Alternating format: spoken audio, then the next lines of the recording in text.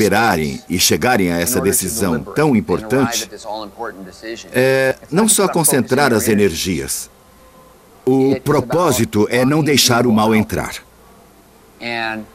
E é um aspecto desse enredo, porque no momento em que tentavam tomar essa decisão crucial, o mal começava a permear o Vaticano. Em Anjos e Demônios, o conclave é formado depois que o Papa morre em circunstâncias misteriosas. O Santo Padre foi assassinado. As implicações são profundas. A segurança do Vaticano é impenetrável. Ninguém de fora consegue entrar. Foi alguém de dentro. Não podemos confiar em ninguém. Mas se o assassinato do Papa no livro é fictício, algumas mortes suspeitas no Vaticano têm bases históricas. Claro que o Papa é uma pessoa que muitas pessoas podem ter interesse em atacar. Loucos ou pessoas que, por algum motivo, se opõem ao Papa por motivos políticos ou ideológicos, podem ter uma razão, como teriam em relação a um chefe de Estado. E o mesmo perigo cerca o Papa. Nos quase 2000 anos da Igreja Católica, alguns papas morreram de modo violento ou misterioso. Muitos dos primeiros papas foram martirizados. No ano de 903, o Papa Leão V teria sido estrangulado. E em 1047, o Papa Clemente II foi envenenado com uma mistura de açúcar e chumbo. Houve muitos períodos em que os papas foram envenenados ou candidatos a papa foram eliminados antes de serem eleitos e certamente cardeais eram pagos para que elegessem o filho de uma família rica ou para eleger a pessoa que o imperador queria que fosse eleita. Mas talvez o caso mais envolto em mistério e que ganhou mais notoriedade tenha sido a súbita morte do Papa João Paulo I. Eleito em agosto de 1978, ele morreu apenas 33 dias depois. Como eles não podiam dizer que ele tinha sido encontrado por uma freira, a versão oficial era que ele fora encontrado por seu secretário particular. Seja como for, começaram a correr boatos de que ele fora envenenado. Mas por que ele teria sido envenenado? Uma teoria era que ele tentava se livrar de influências maçônicas no Vaticano e tinha uma lista de membros da maçonaria que eram padres no Vaticano. E diziam que ele foi envenenado devido à influência dos maçons no alto clero. O Vaticano, obviamente, concluiu que tinha sido um ataque cardíaco e acabou. Isso vai permanecer um mistério para sempre, como tantos outros no Vaticano, porque são eles mesmos que realizam a investigação. Então, não se tem acesso ao que os investigadores descobriram. E tudo o que resta são rumores.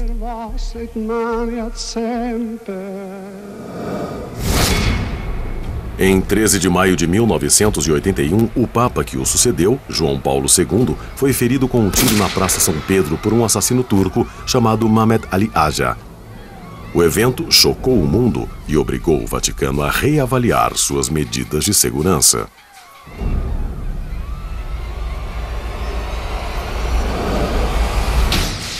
Após tentarem matar João Paulo II, as medidas de segurança no Vaticano aumentaram drasticamente.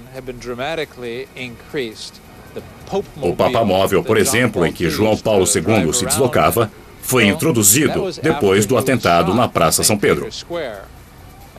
E as janelas de vidro são para proteger o Papa das balas. E depois de 11 de setembro, instalaram detectores de metais na Praça São Pedro inteira. E todos os que entram na Basílica são revistados. Ernesto Olivetti, inspetor-geral da Polícia do Vaticano. Muito prazer. Por aqui, por favor. Temos uma reunião na sede da Polícia Suíça. Achei que você fosse da Polícia Suíça. Não, da Gendarmeria. Somos responsáveis por tudo dentro dos muros do Vaticano, exceto a segurança de Sua Santidade e o Palácio Apostólico, a cargo da Guarda Suíça. O Vaticano é uma cidade-estado soberana e ocupa 44 hectares no centro de Roma. Tem 900 habitantes e é o menor país do mundo. Há séculos é guardada e protegida por duas forças de segurança independentes. A primeira, a Gendarmeria ou Polícia do Vaticano, é responsável pelo controle de fronteiras, regulamento do tráfego e investigações criminais. A segunda é uma força de elite chamada Guarda Suíça. Treinada na Suíça desde o século XV, são guarda-costas pessoais do Papa. Mas um dever as duas forças de segurança têm em comum: garantir que tudo que acontece dentro dos muros do Vaticano permaneça lá. Os resultados de todas as investigações no Vaticano nunca são divulgados. Por exemplo, em 1998, o assassinato do comandante da Guarda Suíça, sua mulher, e o possível suicídio do cabo, que supostamente os matou. Os crimes ocorreram por volta das 9 da noite. Na manhã seguinte, o Vaticano já se declarara sobre como os fatos haviam se dado e a motivação para eles. É claro que muitos se queixaram de que não houvera tempo para uma verdadeira investigação. Mas o Vaticano sempre toma muito cuidado para que tudo seja o mais sigiloso possível. E acho que é porque legalmente são um país e têm o direito de realizar investigações sem interferências. Em Anjos e Demônios, a luta do Vaticano para manter sua independência, privacidade e influência levou a Igreja Católica ao limiar de um ataque terrorista. Nós precisamos nos defender. E sob o olhar do mundo, questões vitais são suscitadas. Quem são os verdadeiros amigos da Igreja? Quem são seus inimigos? E quando a luta entre ciência e religião começou? Olha, é estranho, mas vamos vender esse carro. Nossa igreja está em guerra. Estamos sendo atacados por um velho inimigo. Eles nos atingiram a partir de dentro e nos ameaçam de destruição pelas mãos de sua nova ciência divina. Tanto no romance como no filme Anjos e Demônios, membros de um culto secreto de cientistas e intelectuais tramam uma conspiração fatal contra a Igreja Católica Romana. O ataque é motivado pela vingança devido à intolerância que a Igreja teve no passado com aqueles que ousaram questionar seus dogmas religiosos. Anjos e Demônios transcorre inteiramente no presente, mas sempre com referência ao passado, e os ecos do passado influenciam a crise do presente. É outro aspecto interessante da história: a intensidade do conflito entre ciência e religião. No caso de Anjos e Demônios, temos duas forças gigantescas que entram em colisão: a ciência e a religião. Qual tem razão? Mas quando esse conflito entre religião e ciência começou? E as feridas são profundas a ponto de levar a trama diabólica descrita no livro de Dan Brown? Em meados do século XVI, em resposta ao que muitos consideravam um ataque à religião durante as reformas protestantes, a Igreja Católica passou a vigiar de perto o seu rebanho e criou uma série de tribunais de inquisição.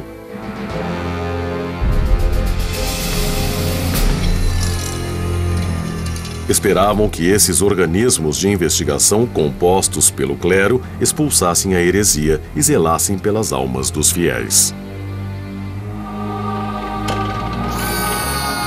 Embora nem todos esses tribunais estivessem sob a jurisdição do Vaticano, o período da Inquisição foi marcado por corrupção e hipocrisia e manchado por torturas e matanças.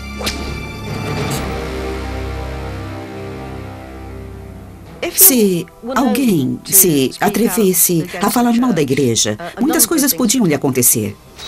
Se tivesse sorte, seria enforcado, mas eles não gostavam porque era muito rápido. Preferiam a fogueira. Às vezes queimavam a pessoa de propósito muito lentamente. Tiravam da fogueira durante meia hora, depois colocavam de volta. Era o tipo de coisa que você podia esperar.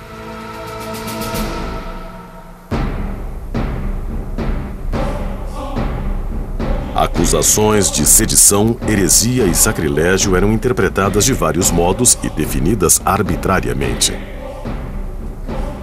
Para alguns, era qualquer dúvida quanto à palavra de Deus conforme está na Bíblia. Tudo que não fosse a interpretação oficial podia levar à prisão ou à morte. E durante o século XVII, as maiores ameaças contra a Igreja e seus ensinamentos vinham do mundo da ciência. Durante séculos, vemos que a Igreja ensinou oficialmente que nossa fé não se limita à razão ou à ciência empírica, que precisamos das duas coisas. Precisamos de maneiras de medir o conhecimento. Mas certamente há exemplos de ocasiões em que a Igreja Católica colidiu com a ciência. Galileu é um bom exemplo. O italiano Galileu Galilei foi um pioneiro. Físico, matemático, astrônomo e filósofo, é chamado de pai da ciência moderna. Nascido em 1564, ele desistiu de ser padre para se dedicar ao estudo da ciência. Em 1609, após contribuir significativamente para o desenvolvimento da bússola e do termômetro, Galileu aperfeiçoou uma nova invenção, o telescópio, aumentando seu poder de ampliação de 3 para quase 30 vezes. Inspirado pelos escritos de Nicolau Copérnico, ele logo voltou a atenção para os astros e fez uma descoberta que desafiava um dos principais dogmas da Igreja. Ele tem o mérito de ter sido o primeiro pensador a começar a olhar para o universo e sugerir a ideia de que o Sol não se move ao redor da Terra, e sim que a Terra gira em torno do Sol. E isso era anátema, uma completa heresia para a Igreja. Mas a ideia de que a Terra girava em torno do Sol já existia há pelo menos um século antes de Copérnico. O próprio Copérnico era um clérigo polonês que dedicou seu livro ao Papa. Então a Igreja não estava totalmente contra a ideia. O problema da Igreja com Galileu era que ele usou uma nova tecnologia, uma autoridade rival para explicar o universo. Galileu parou de usar apenas a religião, e a Igreja Católica não gostou nada disso. Galileu desafiou a crença de que o mundo foi criado por Deus de um modo ordenado e hierárquico e de que a Terra era o centro e o homem era o centro da Terra. Isso fazia sentido para uma pessoa medieval. As pessoas acham que conhecem Galileu. Todos temos um entendimento escolar de quem foi esse homem, mas não sabemos por que é importante. É a ciência versus a religião. Esse é o fundamento e o tema recorrente em todo o filme Anjos e Demônios. Chamam de desforra, acham que é justificada. Devido aos ataques da Igreja contra cientistas no passado, e é verdade. Desde o tempo de Galileu, a Igreja tentou deter a marcha inexorável do progresso. E às vezes utilizando meios equivocados. No século XVII, quem pensava fora das normas aceitas podia ser chamado pela Inquisição. A pessoa tinha a chance de abjurar, mas se não desistisse de suas opiniões, a punição podia ser muito severa, seja a prisão ou, na pior das hipóteses, a morte na fogueira no Campo dei Fiori.